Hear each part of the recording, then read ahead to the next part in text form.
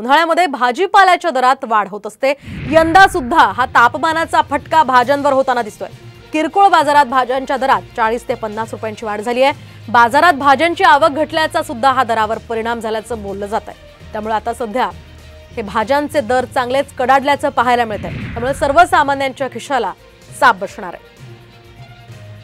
उन्हाळ्यामध्ये भाजीपाल्याच्या दरात नेहमीच खरं तर वाढ होत असते आणि यंदा सुद्धा मेथी मागच्या आठवड्यामध्ये 20 रुपये प्रति किलो होती आणि या आठवड्यात मात्र 30 रुपये प्रति किलो झाली आहे। तर शेपू मागच्या आठवड्यात 20 रुपये किलो होती, आता 30 रुपये किलो शेपूचे दर आहेत। तर पालकाचे मागच्या आठवड्यातले दर 10 रुपये होते, आता ते 20 रुपये झाले।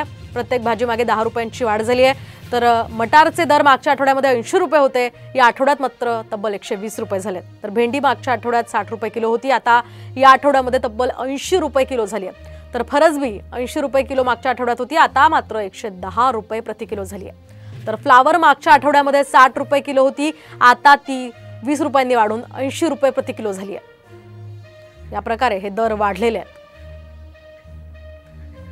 तर आपण पाहतोय सध्या उन्हाळ्याचा आणि तापमानाचा हा परिणाम भाज्यांवर होताना पाहायला मिळतोय।